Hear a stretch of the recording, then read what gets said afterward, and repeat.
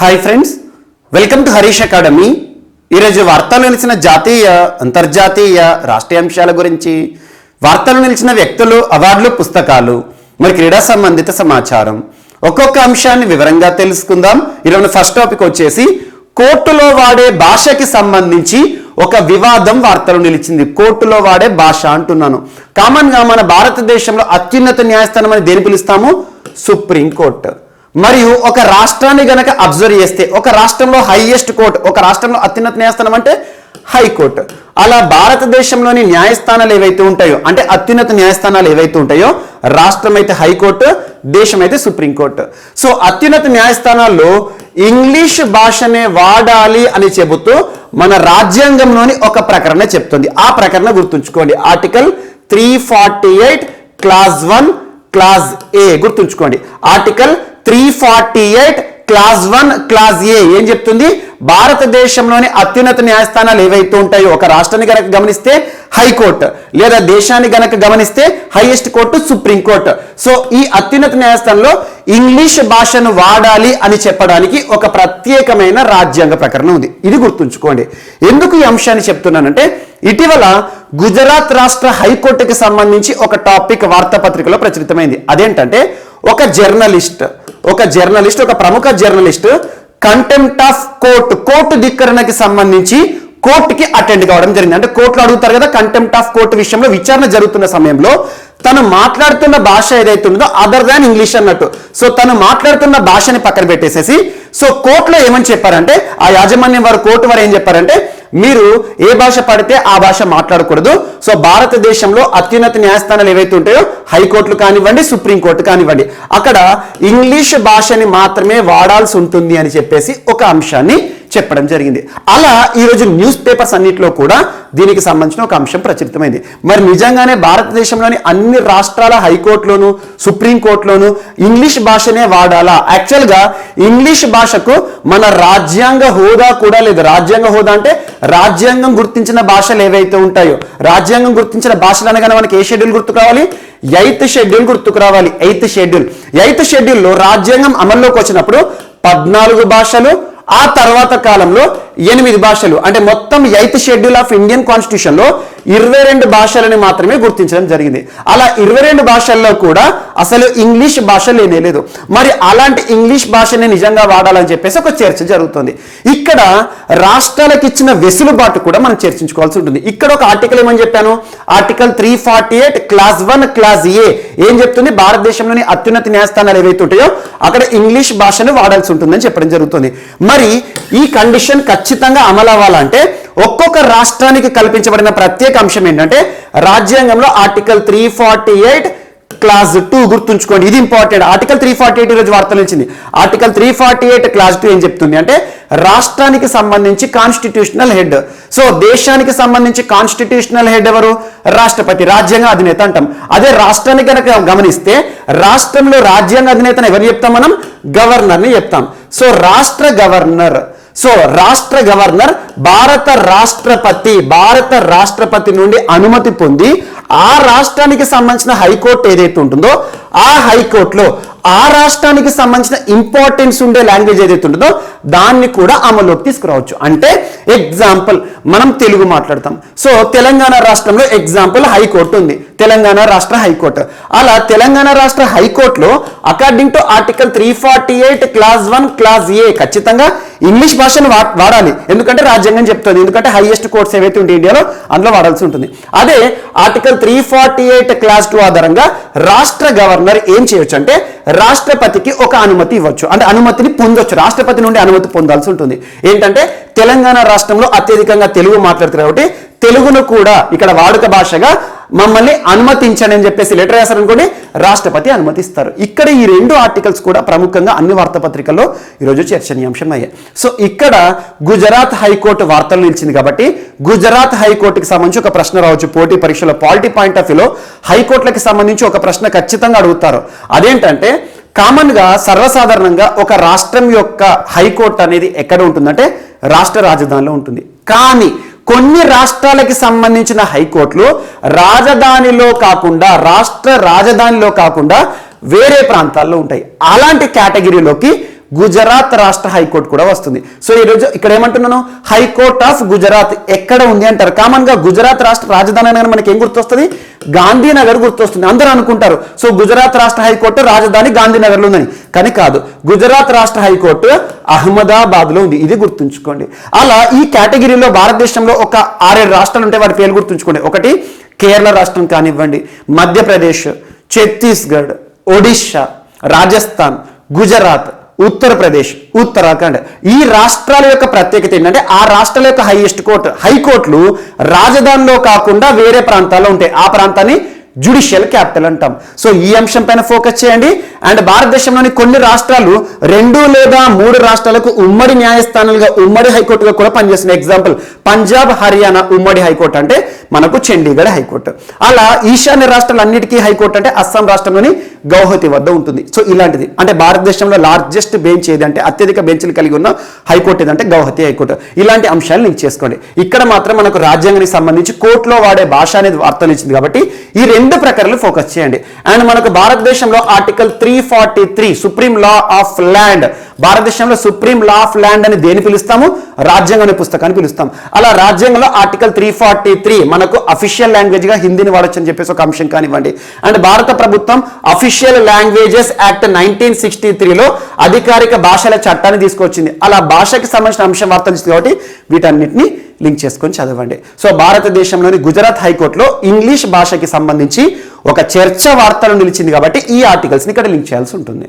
And next Gujarat రాష్ట్రానికి సంబంధించిన మరొక అంశం వార్తలు ఇచ్చింది. యాక్చువల్గా గుజరాత్ రాష్ట్ర ప్రభుత్వం ప్రారంభించిన ఒక ప్రత్యేక కార్యక్రమం అదేంటంటే student startup and innovation policy. Student startup and innovation policy ఏదైతే ఉంటుందో 2017 సంవత్సరంలో ప్రారంభించింది గుజరాత్ రాష్ట్ర ప్రభుత్వం. 2017 సంవత్సరం నుండి 2021 సంవత్సరం వరకు అమల్లో ఉంటుందని చెప్పేసి అప్పటి ప్రభుత్వం ప్రారంభించింది, బీజేపీ గవర్నమెంట్. సో ఈ ప్రోగ్రాం మొత్తం కూడా అద్భుతమైన ఫలితాన్ని సాధించింది, విజయవంతమైంది. సో 2021 సంవత్సరంతో ఈ ప్రోగ్రాం వ్యాలిడిటీ కూడా ముగిసింది. అంటే ప్రారంభం అప్పుడే 2017 నుండి 2021 4 ఏళ్ల పాటు ప్రోగ్రాం అమలు అవుతుంది అని చెప్పారు. అలాంటిది ఈ ప్రోగ్రాం 2.0 అంటే సెకండ్ ఎడిషన్ ని ఇటీవల రాష్ట్ర ప్రభుత్వం మరొకసారి ప్రారంభించడం జరిగింది. భూపేంద్రభాయ్ పటేల్ గారు ప్రస్తుతం గుజరాత్ రాష్ట్ర ముఖ్యమంత్రిగా ఉన్నారు. Student startup and innovation policy 2.0 అని ప్రారంభించారు. ఇక్కడ మనం గుర్తుంచుకోవాల్సింది ఏంటంటే ఈచ్ అండ్ ఎవ్రీ వర్డ్ చూడండి, ఏదైనా పథకం కానివ్వండి, ఏదైనా ప్రోగ్రామ్ కానీ వార్తలు ఈచ్ అండ్ ఎవ్రీ పదాన్ని మనం అబ్జర్వ్ చేస్తే దానికి ఉద్దేశం అర్థమవుతుంది. స్టూడెంట్ అంటే విద్యార్థులు, రాష్ట్రంలోని విద్యార్థులు ఎవరైతే ఉంటారో, ముఖ్యంగా విద్యార్థులనే కాదు విద్యను అర్ధాంతరంగా ముగించిన వారు ఎవరైతే ఉంటారో, ముగించిన వారు ఉంటారు కదా 10th క్లాస్తో కానివ్వండి, లేదంటే వొకేషనల్ కోర్సెస్ కానివ్వండి, లేదా ఇంటర్మీడియట్ కానివ్వండి, ఐటీఐలు చదివిన వారు కానివ్వండి, ఎవరైతే ఉంటారో ఉపాధి అవకాశం కోసం వేచి చూస్తున్న 35 సంవత్సరాల లోపు యువత ఎవరైతే ఉంటారో వాళ్ళందరినీ స్టూడెంట్గా కన్సిడర్ చేస్తారు ఈ ప్రోగ్రాంలో. స్టార్టప్ అంటే అంకుర పరిశ్రమలు చిన్న చిన్న మన ఆలోచన ఆధారంగా కార్యరూపంలోకి తీసుకురావడానికి అంకుర పరిశ్రమలు ఏర్పాటు చేస్తాం. ప్రస్తుతం స్టార్టప్ అనేది ఒక ఇన్నోవేటివ్ టర్మ్ అది. సో స్టార్టప్లను ఏర్పాటు చేయాలని ఎవరైతే అనుకుంటారో వారికి సంబంధించి నవకల్పనలు వీటన్నిటికి సంబంధించి ఇక్కడ ఏం చెప్తున్నారంటే, సో గుజరాత్ రాష్ట్రానికి సంబంధించిన ప్రభుత్వము రాష్ట్రంలో యువత ఎవరైతే ఉంటారో నిరుద్యోగ యువతకి స్టార్టప్లను ఏర్పాటు చేయడానికి ప్రోత్సహించడంలో భాగంగా వారికి ప్రత్యేక స్కిల్ డెవలప్మెంట్ నైపుణ్యాభివృద్ధిని కలిగించేసేసి ప్రత్యేక శిక్షణా కేంద్రాల ద్వారా ఈ నైపుణ్యాన్ని కలిగించేసేసి స్టార్టప్లను ఏర్పాటు చేయడానికి ప్రత్యేక ప్రోత్సాహకాలు ఇస్తారంట. ఇదొకటి important. Student startup and innovation policy ప్రత్యేక విధానంతో ఇటీవల ఏ రాష్ట్ర ప్రభుత్వం వార్తలు ఇచ్చిందంటే గుజరాత్ రాష్ట్రం. సో ఇక్కడ చూడండి tagline, for creation of and innovation and pre incubation ecosystem support for students. రాష్ట్రంలో విద్యార్థులు ఎవరైతే ఉంటారో, యువత ఎవరైతే ఉంటారో వారికి ఉపాధి అవకాశాలను, లైవ్లీహుడ్ ఇవ్వడానికి వారికి ప్రత్యేకంగా స్కిల్ డెవలప్మెంట్ సెంటర్ అని ఏర్పాటు చేసి నైపుణ్యాన్ని ఇచ్చేసేసి నైపుణ్యాభివృద్ధిని అమలు తీసుకొచ్చేసేసి వారికి ప్రత్యేకంగా స్టార్టప్లు ఏర్పాటు చేయడానికి ఆర్థిక పరమైన ప్రోత్సాహకాన్ని కూడా ఇచ్చే ఒక ప్రత్యేక విధానం. ఇటీవలే దీని యొక్క వ్యాలిడిటీ 2021 సంవత్సరం ముగిసింది కదా, 2022 సంవత్సరం ఇటీవల సో రాష్ట్ర ప్రభుత్వం మరొకసారి ఈ ప్రోగ్రామ్ పాలసీని తీసుకొచ్చింది. ఇదొకటి ఇంపార్టెంట్. సో గుజరాత్ రాష్ట్రానికి సంబంధించి ఎడ్యుకేషన్ డిపార్ట్మెంట్ ఆధ్వర్యంలో ఈ ప్రోగ్రామ్ అమలవుతుంది. అండ్ ఇటీవల గుజరాత్ రాష్ట్రం తరచూ వార్తలు నిలుస్తుంది. దేశంలోనే మొట్టమొదటి స్పోర్ట్స్ ఆర్బిట్రేషన్ సెంటర్ దేశంలోని మొట్టమొదటి స్పోర్ట్స్ ఆర్బిట్రేషన్ సెంటర్ ఎక్కడ అంటే క్రీడా వివాదాలను పరిష్కరించే ఒక ప్రత్యేక కేంద్రం గుజరాత్ రాష్ట్రము. అండ్ దేశంలోనే మొట్టమొదటి Indian maritime arbitration centre. Indian maritime అనే పదం వార్తలు ఇస్తుందంటే సముద్ర ప్రాంతాలకు సంబంధించి సముద్ర ప్రాంత వివాదాలు ఏవైతే ఉంటాయో ఆ వివాదాల పరిష్కారం కోసం ప్రత్యేకమైన సెంటర్ ని ఇటీవల గుజరాత్ రాష్ట్రంలో ఏర్పాటు చేయడం జరిగింది. దేశంలోని మొట్టమొదటి ఇండియన్ మ్యారిటైమ్ ఆర్బిట్రేషన్ సెంటర్ అనగానే గుజరాత్ రాష్ట్రం గుర్తుకు రావాలి, ఇదొకటి ఇంపార్టెంట్. అండ్ ఇటీవల దేశంలోనే మొట్టమొదటి రైల్వే ట్రాక్ పైన 5 స్టార్ హోటల్ నిర్మాణం, రెనోవేటెడ్ రైల్వే స్టేషన్ గాంధీనగర్ కి సంబంధించి వార్తలను ఇచ్చింది, ఇదొకటి ఇంపార్టెంట్.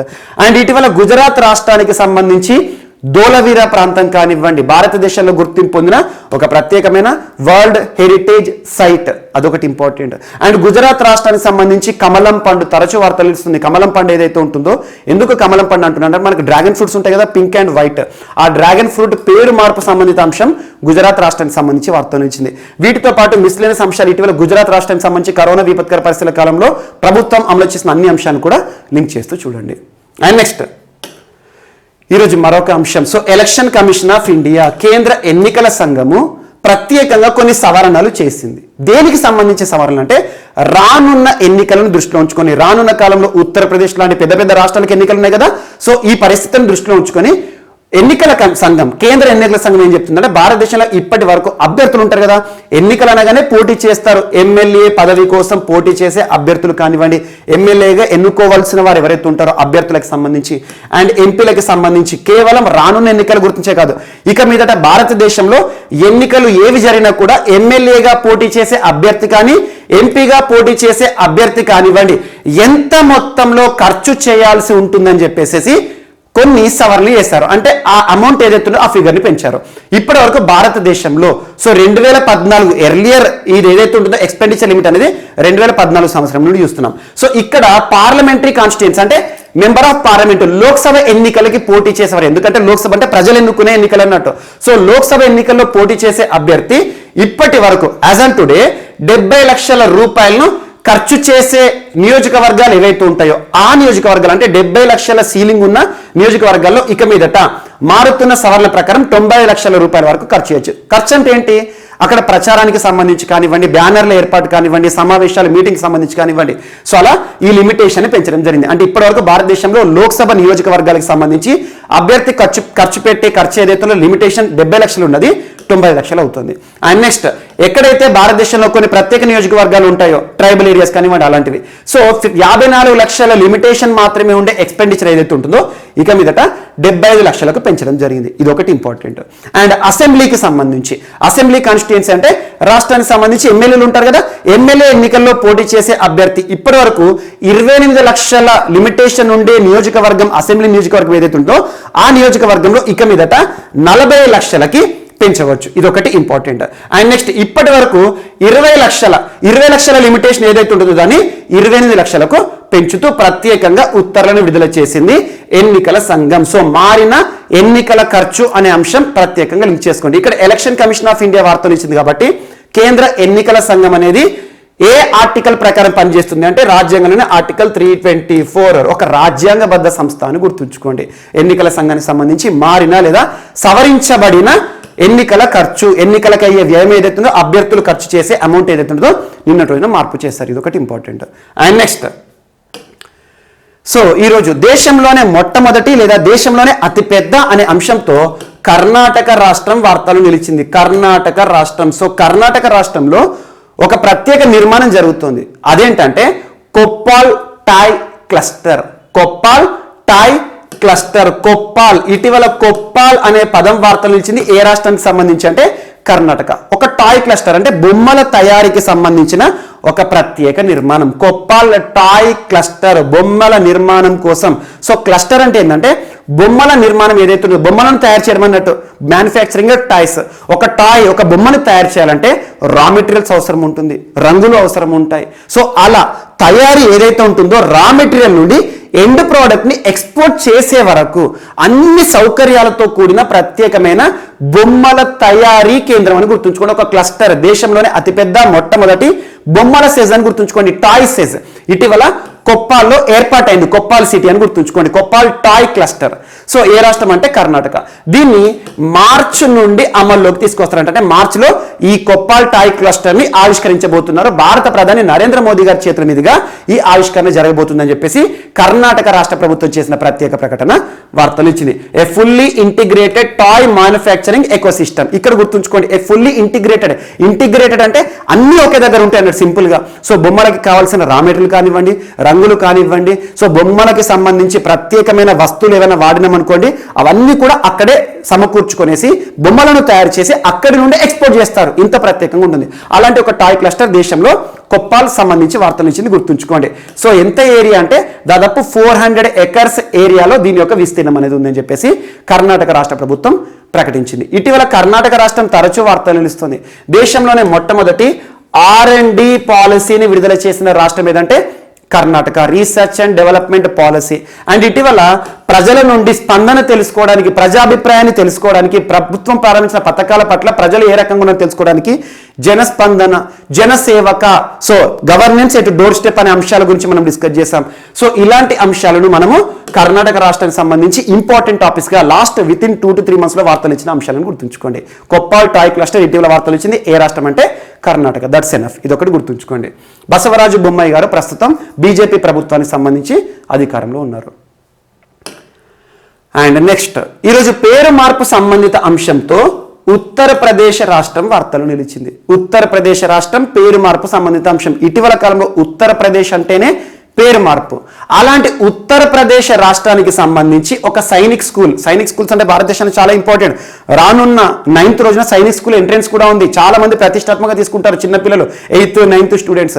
సో అలాంటి సైనిక్ స్కూల్ ఏదైతే ఉంటుందో మెయిన్పురి సైనిక్ స్కూల్, గుర్తుంచుకోండి, మెయిన్పురి సైనిక్ స్కూల్ ఇటీవల వార్తలు ఇచ్చింది. ఎక్కడ ఉందంటే ఉత్తరప్రదేశ్ రాష్ట్రంలో ఉంది. సో అలాంటి మెయిన్పురి సైనిక్ స్కూల్ ఏదైతే ఉంటుందో ఈ సైనిక్ స్కూల్స్ కి ఇటీవల మరణించిన దివంగత భారతదేశ చరిత్రలో మొట్టమొదటి CDS, chief of defence staff, త్రివిధ దళాల అధిపతి ఎవరు మనకు బిపిన్ రావత్ గారు, జనరల్ బిపిన్ రావత్ గారు మరణించారు కదా. హెలికాప్టర్ క్రాష్ ఏదైతే ఉంటుందో, బిపిన్ రావత్ ఏ రాష్ట్రానికి సంబంధించిన వ్యక్తి?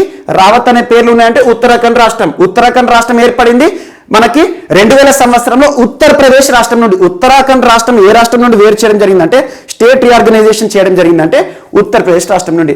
అలాంటిది బిపిన్ రావత్ గారి పేరును ఈ సైనిక్ స్కూల్ కి నామకరణం చేస్తున్నట్టుగా ఉత్తరప్రదేశ్ రాష్ట్ర ముఖ్యమంత్రి యోగి ఆదిత్యనాథ్ గారు నిన్నటి రోజున ఒక ప్రకటన చేశారు. యాక్చువల్గా సైనిక్ స్కూల్స్ ఏవైతే ఉంటాయో కేంద్ర ప్రభుత్వం అధికారంలో ఉంటాయి. సో కేంద్రంలో బీజేపీ అధికారంలో ఉంది కాబట్టి రాష్ట్ర ప్రభుత్వం సిఫార్సుల మేరకు ఈ నేమ్ చేంజింగ్ అనేది పాసిబిలిటీ అవుతుంది. అంటే ఇక మీదట మెయిన్పురి సైనిక్ స్కూల్ అనేది జనరల్ బిపిన్ రావత్ సైనిక్ స్కూల్ గా మనం చూడబోతున్నాం. సో ఇటీవల ఉత్తరప్రదేశ్ అంటేనే పేరు మార్పు సంబంధిత అంశం. తరచూ ఏదో ఒక రైల్వే స్టేషన్ పేరు మార్పు సంబంధిత అంశంతో వార్తలు నిలుస్తుంది. అండ్ ఇటీవల కాలంలో ఉత్తరప్రదేశ్ రాష్ట్రానికి సంబంధించి మహిళా సంరక్షణ కార్యక్రమాలు కానివ్వండి, వీటన్నిటిని కూడా లింక్ చేస్తూ చదవండి. అండ్ నెక్స్ట్, ఈరోజు మరొక అంశం, ఇండియా నేపాల్ సంబంధాల్లో భాగంగా ఒక ప్రాంతం వార్తలు ఇచ్చింది, ఒక నది వార్తలు నిలిచింది. ఆ నది పేరు ఏంటంటే మహాకాళి రివర్. మహాకాళి వార్తలో నిలిచిన ప్రాంతం ఏదంటే దార్చులా అనే ఒక ప్లేస్. సో మనకు 2 ప్రాంతాలు గుర్తుంచుకోండి. ఒకటి నేపాల్ దేశం గుర్తుంచుకోండి, భారతదేశానికి సంబంధించి ఉత్తరాఖండ్ రాష్ట్రం గుర్తుంచుకోండి. ఉత్తరాఖండ్ రాష్ట్రంలోని ఒక ప్రాంతం దార్చులా. సేమ్ నేపాల్ సైడ్ ఉండే ఇంకొక ప్రాంతం దార్చులాని ఒక నది ఆధారంగా ఒక వంతెన రూపంలో కలపడానికి మహాకాళి రివర్ పైన, నది పైన ఒక ప్రత్యేక వంతెన నిర్మాణం కోసం ఇటీవల కేంద్ర కేబినెట్ వారు రూపొందించిన తీర్మానాన్ని మంత్రిమండలి, కేంద్ర ప్రభుత్వం ఆమోదం తెలపడం జరిగింది. జస్ట్ గుర్తుంచుకోండి, ఇటీవల మహాకాళి నది పైన నిర్మితమవుతున్న వంతెన అనే అంశం ఏ 2 దేశాలకు సంబంధించి సంబంధాల్లో భాగంగా వార్తలు నిలిచింది అంటే నేపాల్, ఇండియా. సో ఇండియాకి సంబంధించి ఉత్తరాఖండ్. మనకు ఉత్తరాఖండ్ యొక్క ప్రత్యేకత ఏంటంటే 2 దేశాలతో సరిహద్దు పంచుకుంటున్న రాష్ట్రం, అంతర్జాతీయ సరిహద్దు ఉంది. ఒకటేమో చైనాతో అండ్ సెకండ్ వచ్చేసేమో నేపాల్తో. అందుకే ఇటీవల ఇన్నర్ లైన్ పర్మిట్ అనే అంశాన్ని తరచు మనం చూస్తున్నాం. ఇక నేపాల్ విషయానికి వస్తే ఇండియా మరియు నేపాల్కి సంబంధించి ఇటీవల వివాదాస్పద 3 ప్రాంతాలు కాలపాని, లిపులేక్, లింపియాదురా ఈ 3 ప్రాంతాలు కూడా వివాదాస్పదమయ్యాయి. అవి ఎక్కడ ఉన్నాయంటే ఉత్తరాఖండ్ రాష్ట్రంలో ఉన్నాయి. నేపాల్ ఏం చేసిందంటే వాటిని వారి దేశం భూభాగంలో చూపించుకుంది. సో ఇవన్నీ పక్కన పెడితే ఇక్కడ మనం మహాకాళి రివర్ గుర్తుంచుకొని మహాకాళి నది పైన ఈ 2 ప్రాంతాలను అనుసంధానం చేయడానికి ఒక వంతెన నిర్మాణం, బ్రిడ్జ్ నిర్మాణం కోసం ప్రత్యేకంగా రూపొందించబడిన తీర్మానాన్ని కేంద్ర కేబినెట్ ఆమోదం తెలిపింది. అంటే ఈ 2 దేశాల మధ్య వారధి ఏర్పడిందంటే సంబంధాలు బలోపేతం అవుతున్నాయి. ఇది ఒకటి ఇంపార్టెంట్ గుర్తుంచుకోండి. సో దీంతో పాటు ఇటీవల కాలంలో ఉత్తరాఖండ్ రాష్ట్రానికి సంబంధించి అండ్ నేపాల్కి సంబంధించి కానివ్వండి ఇలాంటి అంశాలు లింక్ చేసుకోండి. ఎగ్జాంపుల్ ఫెనీ వంతెనపై నిర్మాణం, ఫెనీ వంతెన, ఫెనీ నది పైన నిర్మాణం అని చెప్పేసి. ఫెనీ అనగానే ఇండియా బంగ్లాదేశ్ సంబంధాల్లో వార్తలు ఇచ్చారు. ఫెనీ రివర్ లేదా ఫెనీ వంతెన నిర్మాణం ఏ 2 దేశాలు కలుపుతుందంటే ఇండియా బంగ్లాదేశ్. ఇక్కడ మహాకాళి నది ఏమో ఇండియా నేపాల్. ఇలాంటి అంశాలు లింక్ చేస్తూ చూడండి. అండ్ నెక్స్ట్ ఈరోజు మరొక అంశం, భారతదేశంలో ఒక నెలలో గడిచిన డిసెంబర్ మాసంలో ఒకే ఒక నెలలో అత్యధిక ఎగుమతులు అనే అంశం వార్తలు ఇచ్చింది. గడిచిన డిసెంబర్ మాసానికి సంబంధించి జనవరి 1st వీక్లో స్టాట్స్ వస్తూ ఉంటాయి. సో మినిస్ట్రీ ఆఫ్ కామర్స్, ఎందుకంటే ఎగుమతులు అంటున్నాను, భారతదేశంలో ఎగుమతులు దిగుమతులకి సంబంధించి ట్రేడ్ అండ్ కామర్స్ కి సంబంధించి కన్సర్న్ మినిస్ట్రీ వాణిజ్య మంత్రిత్వ శాఖ, వాణిజ్యం అన్నట్టు. మినిస్ట్రీ ఆఫ్ కామర్స్ ప్రస్తుతం ఎవరు? పీయూష్ గోయల్ గారు.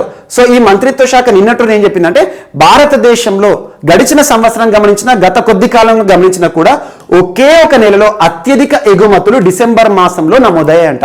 ఎంత మొత్తంలో అంటే $37.9 బిలియన్ ఎగుమతి భారతదేశం నుండి ఒక డిసెంబర్ మాసంలోనే జరిగిందట ఎగుమతులు. సో మనకు ఎగుమతులకు సంబంధించి మన భారతదేశంలో ఎక్కువగా మనం తయారు చేసిన వస్తువులు కానివ్వండి వాటన్నిటిని అక్యుములేట్ చేస్తే డిసెంబర్ మాసంలో ఇంత పెద్ద ఎగుమతులు జరిగినాయి అని చెప్పేసి దీనికి సంబంధించి ఒక హర్షం వ్యక్తం చేశారు మినిస్ట్రీ ఆఫ్ కామర్స్. సో ఒకే ఒక నెలలో అంటే 2021 సంవత్సరం గుర్తుంచుకొని గడిచిన 10 నెలలో ఇంత పెద్ద ఎత్తున ఎగుమతులు ఎప్పుడు కూడా జరగలేదట. ఇదొకటి ఇంపార్టెంట్.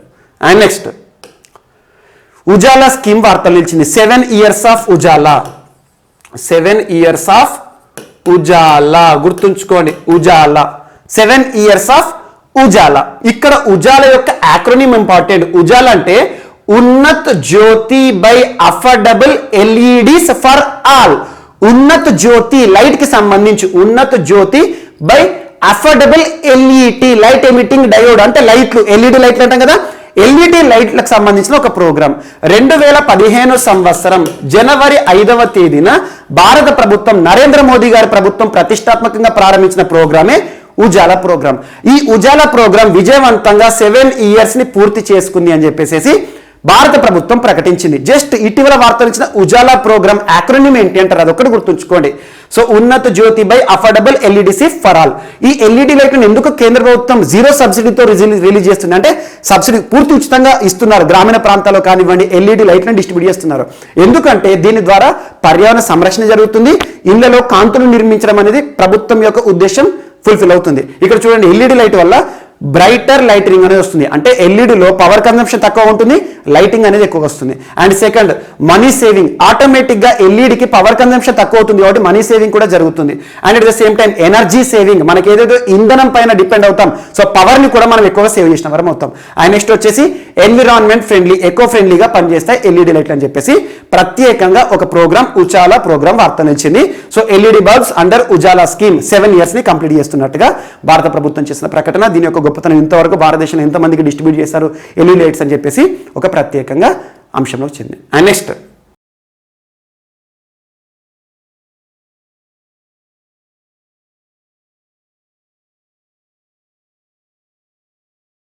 సో కోవిడ్-19 వ్యాక్సినేషన్ లో భాగంగా భారతదేశం సాధించిన ఘనత రికార్డ్ ఈరోజు ప్రత్యేకంగా వార్తలు నిలిచింది. భారతదేశం సాధించిన ఘనత అంటున్నాను దేనికి సంబంధించి? కోవిడ్-19 వ్యాక్సినేషన్ కి సంబంధించి అంటున్నాను. ఈ టాపిక్ కి సంబంధించి మనం కొన్ని ఇంపార్టెంట్ డేట్స్ గుర్తుంచుకోవాల్సి ఉంటుంది. మొదటి డేట్ వచ్చేసి జనవరి 7వ తేదీ 2022 సంవత్సరం అంటే నిన్నటి రోజున జనవరి 7వ తేదీ ఫ్రైడే, నిన్నటి రోజు జనవరి 7వ తేదీ 2022. ప్రత్యేకత ఏంటంటే భారతదేశంలో కోవిడ్-19 వ్యాక్సినేషన్ లో భాగంగా 150 కోట్ల కోవిడ్-19 వ్యాక్సిన్ డోసులను ఇచ్చిన దేశంగా భారతదేశం ప్రత్యేకంగా వార్తలు ఇచ్చింది. 150 కోట్ల కోవిడ్-19 వ్యాక్సిన్ డోసులను ఇచ్చిన దేశంగా భారతదేశం ఏ రోజున వార్తలు ఇచ్చింది అంటే జనవరి 7వ తేదీ. గుర్తుంచుకోండి. ఈ టాపిక్ కి సంబంధించి మరిన్ని డేట్స్ చూద్దాం. సో కోవిడ్-19 వ్యాక్సినేషన్ అంటున్నాను. మొదటిగా మనం గుర్తుంచుకోవాల్సిన డేట్ ఏంటంటే జనవరి 16వ తేదీ 2021 సంవత్సరం, అంటే లాస్ట్ ఇయర్, ఎగ్జాక్ట్లీ 1 ఇయర్ అన్నట్టు. జనవరి 16వ తేదీ 2021 సంవత్సరం. ప్రత్యేకత ఏంటంటే భారతదేశంలో మహమ్మారికి సంబంధించి ప్రపంచాన్ని ప్రభావితం చేస్తున్న కరోనా మహమ్మారి ఏదైతుందో కరోనా మహమ్మారిని దృష్టిలో ఉంచుకొని భారత ప్రభుత్వము జనవరి 16వ తేదీ 2021 సంవత్సరంలో mass vaccination, mass COVID-19 vaccination కార్యక్రమాన్ని ప్రారంభించడం జరిగింది. అంటే భారతీయులందరికీ కూడా వ్యాక్సినేషన్ ఇవ్వడం అనేది ఏ రోజున ప్రారంభమైందంటే జనవరి 16, 2021. గుర్తుంచుకోండి. సో ఈ రోజున కోవిడ్-19 వ్యాక్సినేషన్ అనేది భారతదేశంలో అధికారికంగా భారత ప్రభుత్వం, కేంద్ర ప్రభుత్వం ప్రారంభించింది. అలా ప్రారంభమైన మాస్ కోవిడ్-19 వ్యాక్సినేషన్ ఏదైతే ఉంటుందంటే మనకు వ్యాక్సిన్ ఇచ్చే కార్యక్రమం ఏదైతే ఉంటుందో 10 కోట్ల డోసులను ఇవ్వడానికి, 10 కోట్ల వ్యాక్సిన్ డోసులను ఇవ్వడానికి భారతదేశానికి ఎన్ని రోజుల సమయం పట్టింది, ప్రభుత్వానికి ఎన్ని రోజుల సమయం పట్టిందంటే 85 రోజులు. ఈ డేస్ గుర్తుంచుకోండి. అంటే జనవరి 16వ తేదీ నుండి 85 రోజుల సమయం తీసుకొని మనం మొదటిసారి 10 కోట్ల డోసుల కోవిడ్-19 వ్యాక్సిన్ ఇచ్చిన దేశంగా వార్తలు నిలిచాం. ఆ తర్వాత 10 కోట్ల నుండి 20 కోట్ల వరకు, అంటే నెక్స్ట్ 10 crore డోసెస్ ఇవ్వడానికి మన భారత ప్రభుత్వానికి ఎన్ని రోజుల సమయం పట్టిందట అంటే 45 డేస్. ఇది ఒకటి గుర్తుంచుకోండి. 45 డేస్ 20 crore వ్యాక్సిన్లను ఇవ్వడానికి, డోసులను ఇవ్వడానికి. And next 30 crore doses of COVID-19 vaccine ఇవ్వడానికి భారతదేశానికి ఎన్ని రోజుల సమయం పట్టిందట అంటే 20 to 30 crore రావడానికి దాదాపు 29 రోజులు. అంటే ఫస్ట్ అబ్జర్వ్ చేయండి, జనవరి 16వ తేదీన ప్రారంభమైన మాస్ వ్యాక్సినేషన్ ప్రోగ్రామ్ ఏదైతే ఉంటుందో 10 కోట్ల డోసులు ఇవ్వడానికి, మొదటి 10 కోట్ల డోసులకు ఎంత సమయం పట్టింది ప్రభుత్వానికి? 85 రోజులు. ఆ తర్వాత 10 కోట్ల నుండి 20 కోట్లకి రావడానికి, అంటే నెక్స్ట్ 10 crore డోసెస్ ఇవ్వడానికి ఎన్ని రోజులు పట్టింది? 45 రోజులు. ఆ తర్వాత నెక్స్ట్ 10 crores ఇవ్వడానికి ఎంత రోజులు పట్టింది? 29 రోజులు. ఆ తర్వాత మరొక 24 రోజుల్లోనే 40 కోట్ల మార్క్ని రీచ్ అయింది భారతదేశం. అంటే 30 నుండి 40కి రావడానికి, డోసెస్ ఇవ్వడానికి భారతదేశంలో 24 రోజుల సమయం మాత్రమే పట్టింది. ఆ తర్వాత సో 50 crore, ఇది ఇంపార్టెంట్. సో తర్వాత 20 రోజుల సమయం పట్టింది. ఇక్కడ మనకు ఒక డేట్ గుర్తుంచుకోండి, ఆగస్టు 6వ తేదీ 2021 సంవత్సరం. ఆగస్టు 6, 2021 ఎందుకు ఇంపార్టెంట్ అంటున్నానంటే ఇది ఒక మైల్ స్టోన్. కోవిడ్-19 వ్యాక్సినేషన్ కి సంబంధించిన ఒక మైల్ స్టోన్. 50 కోట్ల డోసులను, 50 కోట్ల డోసుల కోవిడ్-19 వ్యాక్సిన్ ఇచ్చిన దేశంగా భారతదేశం ఏ రోజున రికార్డు సాధించిందంటే ఆగస్టు 6, 2021. ఆ తర్వాత 50 నుండి 100 కోట్ల డోసులు ఇచ్చిన డేట్ ఏ రోజు అంటారు అంటే 100 కోట్ల డోసులను రీచ్ అయిన డే ఏంటిది లేదా డేట్ ఏంటిది అంటే ఇక్కడ అక్టోబర్ 21, 2021 అని గుర్తుంచుకోండి. కొన్ని డేట్స్ ఇంపార్టెంట్ ఇక్కడ. సో ఆగస్టు 6వ తేదీ యొక్క ప్రత్యేకత ఏంటి? భారతదేశంలో 50 crore, 50 కోట్ల కోవిడ్-19 వ్యాక్సిన్ డోసులను ఇచ్చిన ప్రత్యేక డేట్. అండ్ నెక్స్ట్ వచ్చేసి నెక్స్ట్ 50 కోట్ల అంటే 100 కోట్ల డోసుల మార్క్ ఏదైతే ఉంటుందో ఏ రోజున రీచ్ అయ్యామంటే అక్టోబర్ 21, 2021. ఆ తర్వాత 100 నుండి 150 crores అంటున్నాను, 150 కోట్ల కోవిడ్-19 వ్యాక్సిన్ డోసులను ఇచ్చిన దేశంగా భారతదేశం నిన్నటి రోజున వార్తలు ఇచ్చింది. ఇది గుర్తుంచుకోండి. అండ్ సో దీనికి సంబంధించి కొన్ని ఇంపార్టెంట్ ప్లేసెస్ గుర్తుంచుకోవాల్సి ఉంటుంది. ఎట్ ద సేమ్ టైం భారతదేశంలో మాస్ వ్యాక్సినేషన్ లో భాగంగా మనకు వ్యాక్సిన్ ఇవ్వడానికి అత్యవసర అనుమతులు పొందిన వ్యాక్సిన్లు ఏవైతే ఉంటాయో ఆ వ్యాక్సిన్ల పేర్లు కొన్ని గుర్తుంచుకోండి. సో పూర్తి స్వదేశీ పరిజ్ఞానంతో మన స్వదేశీ సంస్థ తయారు చేసిన మొట్టమొదటి కోవిడ్-19 స్వదేశీ వ్యాక్సిన్ ఏది అంటే కోవాక్సిన్. గుర్తుంచుకోండి. కోవాక్సిన్ యొక్క ప్రత్యేకత ఏంటి? సో మన భారతదేశంలో తయారైన పూర్తి స్వదేశీ పరిజ్ఞానంతో తయారు చేయబడిన మన స్వదేశీ సంస్థ తయారు చేసిన వ్యాక్సిన్, కరోనా వ్యాక్సిన్ కోవాక్సిన్. ఏ సంస్థ తయారు చేసింది? Bharat Biotech. Bharat Biotech Hyderabad based సంస్థ అని గుర్తుంచుకోండి. హైదరాబాద్ కేంద్రంగా పనిచేస్తుంది. భారత్ బయోటెక్ వారు తయారు చేయడం జరిగింది. ఎవరి సహకారంతో అంటే ICMR, Indian council of medical research and national institution of virology. So Covaxin చాలా ఇంపార్టెంట్ స్వదేశీ వ్యాక్సిన్. దీనికి DCGI వారు అనుమతులు ఇవ్వడం జరిగింది. ఆల్మోస్ట్ 1 year నుండి మనం చూస్తున్నాం. Drug control general of India. ఆ తర్వాత ఇంకొక వ్యాక్సిన్ గుర్తుంచుకోండి. ఎక్కువగా వ్యాక్సిన్ ఇచ్చిన కోటాలో మనకి కోవాక్సిన్ తో పాటు ఇంకొక వ్యాక్సిన్ ఉంటుంది. అదేంటంటే కోవిషీల్డ్. కోవిషీల్డ్. సో కోవిషీల్డ్ అనగానే ఏ సంస్థ గుర్తొస్తుంది?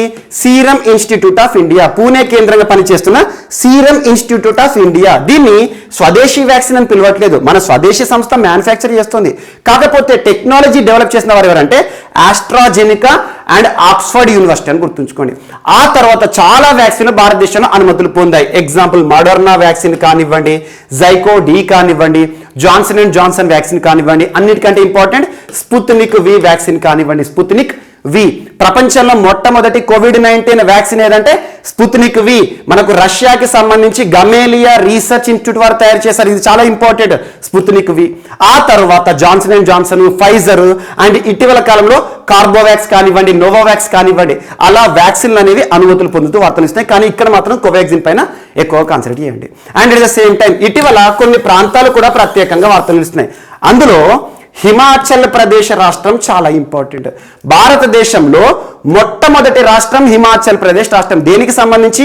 ఇండియాస్ ఫస్ట్ 100% కోవిడ్-19 vaccinated state, double dose vaccinated state ఏదంటే హిమాచల్ ప్రదేశ్. ఇదొకటి గుర్తుంచుకోండి. అండ్ కొన్ని గ్రామాల పేర్లు గుర్తుంచుకోండి.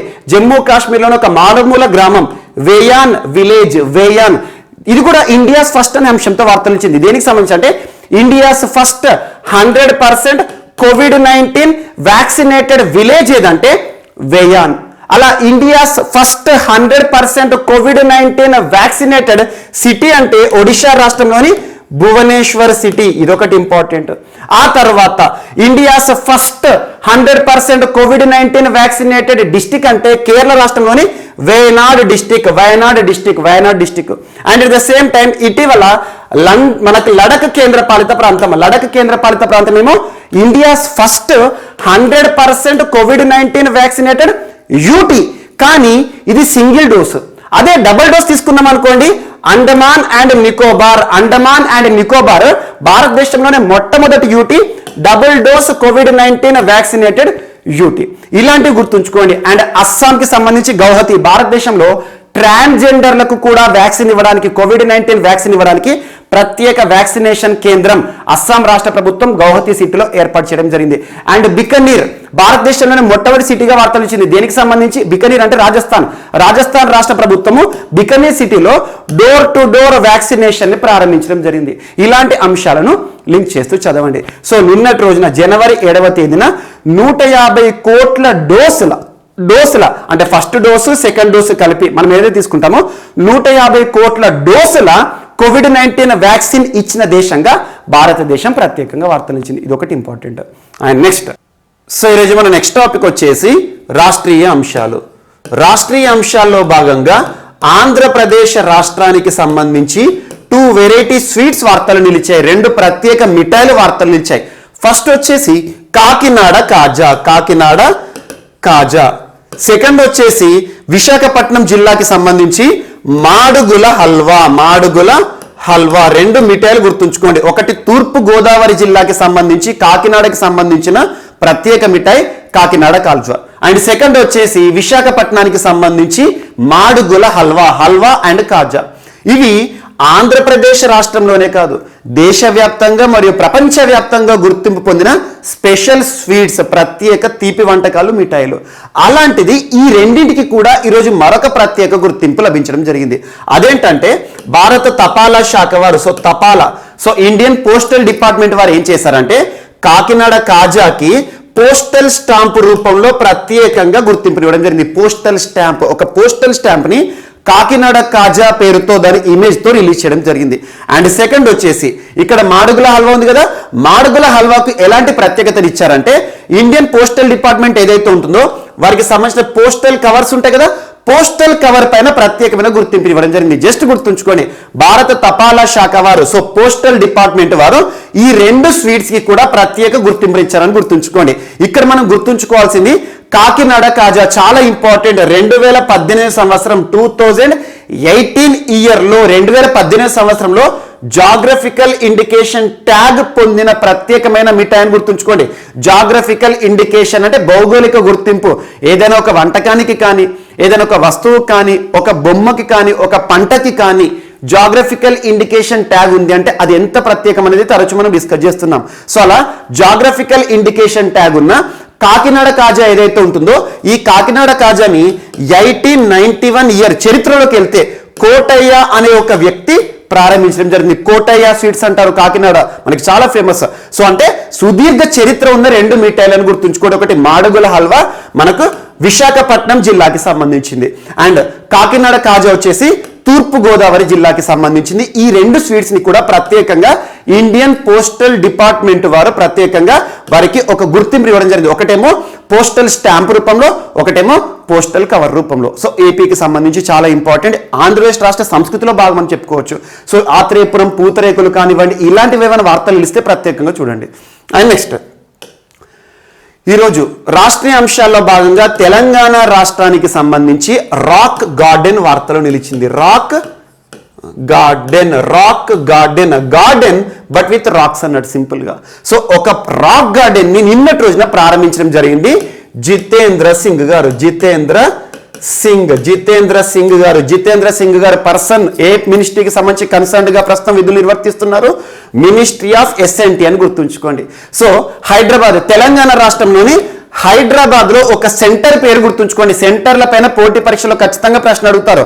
ఆ సెంటర్ ఏంటంటే CSIRNGRI గుర్తుంచుకోండి. CSIRNGRI council of scientific and industrial research. NGR అంటే national geophysical research institute. So CSIRNGRI లో ఈ ప్రత్యేక సెంటర్ లో ఒక రాక్ గార్డెన్ ని ఇటీవల ప్రారంభించారు ministry of science and technology, Jitendra Singh garu అని గుర్తుంచుకోండి. ఇక్కడ మనం గుర్తుంచుకోవాల్సింది మరి రాక్ గార్డెన్ యొక్క ప్రత్యేకత ఏంటంటే మన ఎర్త్ ఏదైతే ఉంటుందో, భూమి ఉంటుంది కదా, భూపటలం, మన ఎర్త్ లోపలికి వెళ్ళిన కొద్దీ ఎన్ని కిలోమీటర్ల దూరంకి వెళ్తే అంత ప్రత్యేకమైన రాళ్ళు ఉంటాయి. దాదాపు ఎర్త్ లోపల మన భూగర్భంలో దొరికే రకరకాల రాళ్ళు ఏవైతే ఉంటాయో, స్టోన్స్ ఏవైతే ఉంటాయో, రాక్స్ ఏవైతే ఉంటాయో వాటన్నింటినీ కలెక్ట్ చేయడం జరిగింది. ఆల్మోస్ట్ ఒక 35 to 40 వెరైటీ ఆఫ్ రాక్స్, రకరకాల బండలు, వాటన్నిటితో కూడిన ఒక ప్రత్యేక ఎగ్జిబిషన్ వాతావరణం అన్నట్టు ఎక్కడ ఏర్పాటు చేశారు? CSIRNGRI ఎవరు ఏర్పాటు చేశారు? సో ఇటీవల ఈ యాజమాన్యం వారు ఎవరైతే ఉంటారో వీరు ఏర్పాటు చేసిన జియో ఫిజికల్ రీసెర్చ్ అంటున్నాను, అంటే జాగ్రఫీకి సంబంధించి ఈ రాక్స్ అనేది ఇంపార్టెంట్. సో చరిత్ర కాలంలో కొన్ని లక్షల సంవత్సరాల చరిత్ర ఉన్న రాక్స్ ఏవైతే ఉంటాయో రకరకాల రాక్స్ ని ఇక్కడ ప్రదర్శనకు పెట్టడం జరిగింది. సో దీన్ని ఎవరు లాంచ్ చేశారు? So ministry of SNT, Jitendra Singh garu అని గుర్తుంచుకోండి సరిపోతుంది. సో ఇటీవల కాలంలో రాక్ గార్డెన్ ని ఎక్కడ ప్రారంభించడం జరిగింది? తెలంగాణ రాష్ట్రంలో, అంటే హైదరాబాద్ అని గుర్తుంచుకోండి సరిపోతుంది. ఈ రీసెర్చ్ సెంటర్ పేరు గుర్తుంచుకోండి. అండ్ పోటీ పరీక్షలో రీసెర్చ్ సెంటర్ల పైన ఖచ్చితంగా ఏదో ఒక ప్రశ్న అడుగుతారు. CCMB ఎక్కడ ఉంది అంటారు, ఇలాంటి వాటిపైన ప్రత్యేకంగా చూడండి. అండ్ నెక్స్ట్ తెలంగాణ రాష్ట్రానికి సంబంధించి రైతు బంధు మరొకసారి వార్తలు నిలిచింది. రైతు బంధు. సో తెలంగాణ రాష్ట్ర ప్రభుత్వం ప్రతిష్టాత్మకంగా 2018 సంవత్సరం మే 10వ తేదీన ప్రారంభించిన రైతు బంధు కార్యక్రమం ఎక్కడ ప్రారంభించారంటే అప్పుడు ఉమ్మడి కరీంనగర్ జిల్లా ఏదైతే ఉంటుందో హుజురాబాద్ లోని షాలపల్లి వద్ద ప్రారంభించడం జరిగింది, ఇందిరానగర్ వద్ద. సో రైతు బంధు చాలా ప్రతిష్టాత్మక కార్యక్రమం. ఎందుకు ప్రతిష్టాత్మకం అంటున్నా అంటే తెలంగాణ రాష్ట్ర రైతులకు పెట్టుబడి సాయం ఇవ్వడానికి రాష్ట్ర ప్రభుత్వం ప్రారంభించిన ప్రత్యేక కార్యక్రమమే రైతు బంధు కార్యక్రమం. ఈ రైతు బంధు కార్యక్రమం దేశంలోని వివిధ రాష్ట్రాలకు స్ఫూర్తిగా కూడా నిలిచింది. ఒడిశా రాష్ట్ర ప్రభుత్వం కాలియా అనే ఒక ప్రత్యేక అంశంతో వార్త నిలిచింది. అండ్ కేంద్ర ప్రభుత్వం సంబంధించి PM కిసాన్ సమ్మాన్ నిధి కానివ్వండి, అలా చాలా రాష్ట్రాలు కూడా ప్రస్తుతము రైతు బంధుని ఇన్స్పిరేషన్ గా తీసుకొని రైతులకు పెట్టుబడి సాయాన్ని చేస్తుంది. సో అలాంటి రైతు బంధు కార్యక్రమానికి సంబంధించి ఇయర్ గుర్తుంచుకోండి. సో రైతుకి సంబంధించి అగ్రికల్చర్ ఇన్వెస్ట్మెంట్ సపోర్ట్ స్కీమ్, రైతు బంధుని మనం టెక్నికల్ గా ఏం పిలవచ్చు అంటే agriculture investment support scheme. Agriculture అంటే వ్యవసాయానికి సంబంధించి, ఇన్వెస్ట్మెంట్ వ్యవసాయంలో పెట్టుబడికి సంబంధించి సపోర్ట్ ఇవ్వడం, చేయూతనివ్వడం. ఎప్పుడైనా రైతుకు పెట్టుబడి ఏంటి? పంటకాలం ప్రారంభమవుతుంది. పంటకాలానికి ముందు రైతు దగ్గర పెట్టుబడి లేదా డబ్బు ఉందనుకోండి, ఖచ్చితంగా తను పంటని తీస్తారు.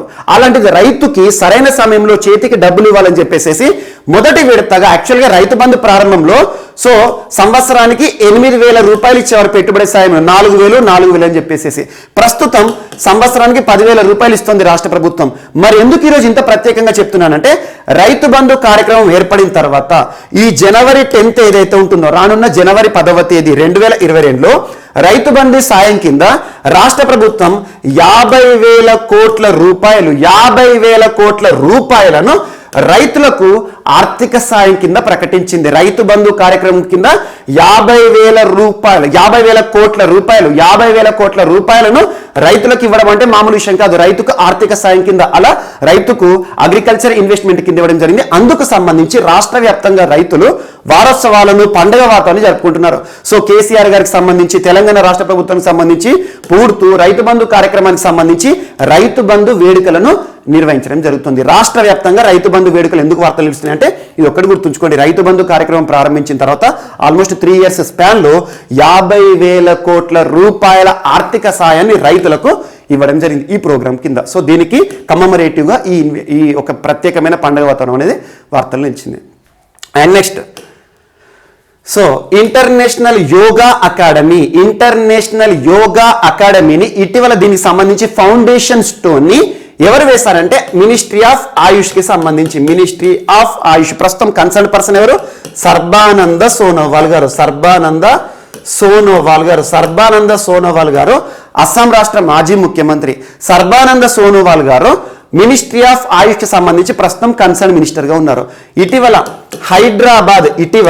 హైదరాబాద్ వేదికగా ఇంటర్నేషనల్ యోగా అకాడమీని ఏర్పాటు చేయడానికి ప్రత్యేకంగా ఒక ఫౌండేషన్ స్టోన్ వేశారు. అంటే ఏమంటారు, శంకుస్థాపన కార్యక్రమాలతో వార్తలు ఇచ్చారని గుర్తుంచుకోండి. ఇంటర్నేషనల్ యోగా అకాడమీ ఇటీవల తెలంగాణ రాష్ట్రానికి సంబంధించి ఏ సిటీలో ఫౌండేషన్ స్టోన్ వేయడం జరిగింది? మినిస్ట్రీ ఆఫ్ ఆయుష్ అంటారు, సర్బానంద సోనోవాల్ గారు అంటారు, హైదరాబాద్ అని గుర్తుంచుకోండి, సరిపోతుంది. And next, IP Birdie Rachit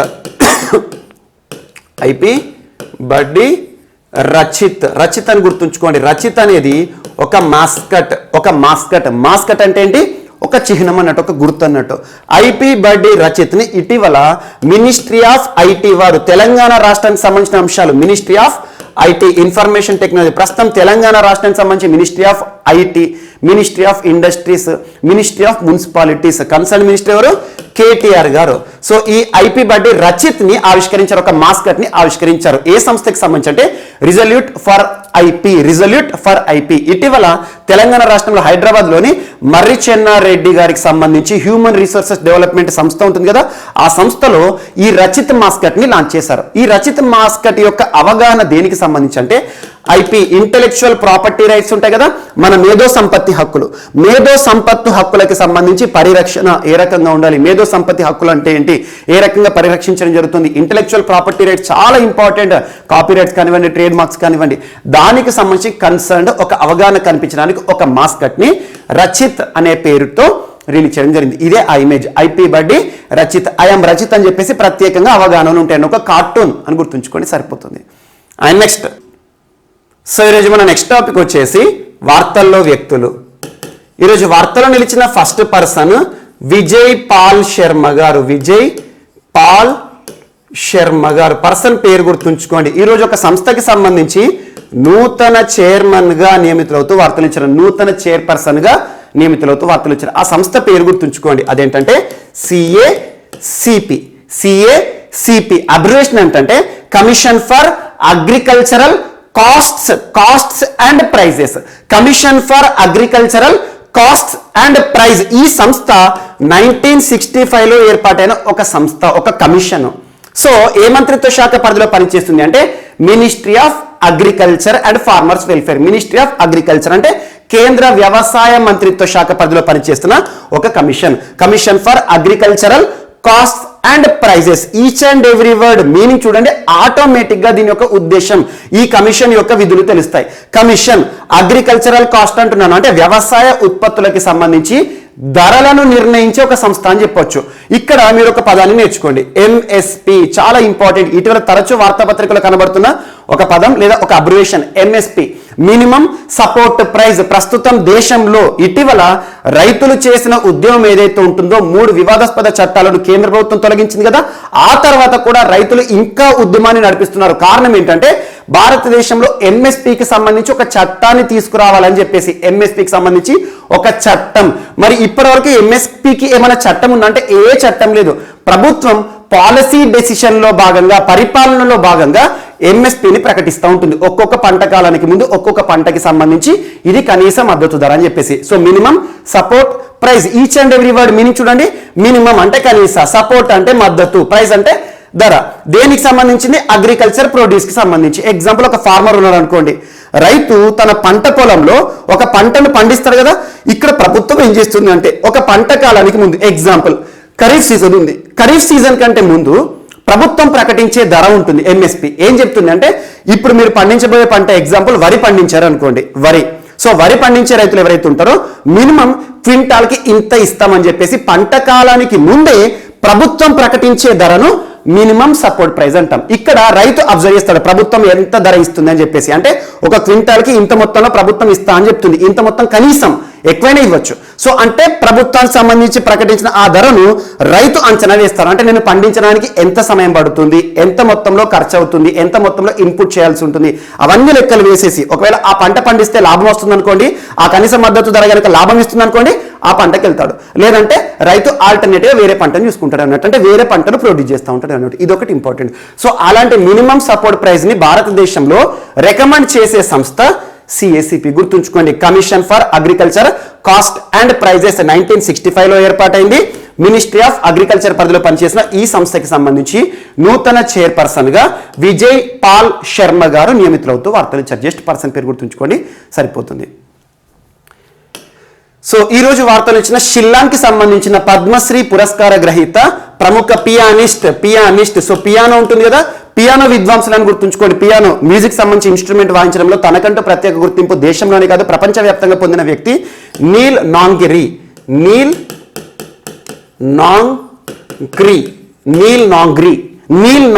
అనే ఒక పర్సన్. నీల్ నాంగ్రీ అని గుర్తుంచుకోండి, లేదా నీల్ అని గుర్తుంచుకోండి. సో 2015 సంవత్సరంలో తన ప్రతిభను గుర్తించి, తన కళను గుర్తించి ఆర్ట్ ఫీల్డ్ లో కేంద్ర ప్రభుత్వం పద్మశ్రీ పురస్కారాన్ని ఇచ్చి సత్కరించడం జరిగింది. గుర్తుంచుకోండి. సో అతను మేఘాలయ రాష్ట్రానికి సంబంధించిన వ్యక్తి, షిల్లాంగ్ లో ఉంటున్నారు ప్రస్తుతం. సో ఇటీవల అనారోగ్య సమస్యల కారణంగా తను మరణిస్తూ వార్తలు ఇచ్చారు. గుర్తుంచుకోండి, ఇటీవల మరణిస్తూ వార్తలు ఇచ్చిన ప్రముఖ పియానో విద్వాంసకుడు ఎవరైతే ఉంటారో, పియానోకి సంబంధించి ప్రముఖ వ్యక్తి, గుర్తింపు పొందిన వ్యక్తి మరణిస్తూ వార్తలు ఇచ్చారు, నీల్ నాంగ్రీ. సో తనకి కేంద్ర ప్రభుత్వం 2015 సంవత్సరంలో పద్మశ్రీ పురస్కారాన్ని ఇచ్చి సత్కరించడం జరిగింది. సో పద్మ పురస్కార గ్రహీత, అందులోనూ ఈశాన్య రాష్ట్రాలకు సంబంధించిన ఒక వ్యక్తి కాబట్టి ఖచ్చితంగా ఈశాన్య రాష్ట్రాలకు సంబంధించిన ఎలాంటి అంశం వార్తలు ఇచ్చినా ప్రత్యేక శ్రద్ధ చూపండి. సో మరణిస్తూ వార్తలు ఇచ్చారు, ప్రముఖ పియానిస్ట్ అని గుర్తుంచుకోండి. అండ్ అతుల్ కేశప్ పర్సన్ పేరు గుర్తుంచుకోండి, అతుల్ కేశప్ గారు. ఈరోజు US India business council, US అంటే యునైటెడ్ స్టేట్స్, ఇండియా భారతదేశానికి సంబంధించి బిజినెస్ కౌన్సిల్ ఒక సంస్థ అన్నట్టు. ఈ సంస్థకి సంబంధించి నూతన డైరెక్టర్ గా నియమితులవుతూ వార్తలు నిలిచిన అతుల్ కేశప్. అంటే ఇండియా అమెరికాకి సంబంధించి వ్యాపార సంబంధిత అంశాలను ప్రత్యేక పర్యవేక్షణ చేసే ఒక సంస్థ, వ్యాపారాన్ని ప్రోత్సహించే ఒక సంస్థ యుఎస్ ఇండియా బిజినెస్ కౌన్సిల్ నూతన డైరెక్టర్ గా ఇటీవల ఎవరు నియమితులవుతూ వార్తలు ఇచ్చారంటే అతుల్ కేశప్ అని గుర్తుంచుకోండి సరిపోతుంది. సో ఇవి ఈరోజు వార్తలు నిలిచిన అంశాలు.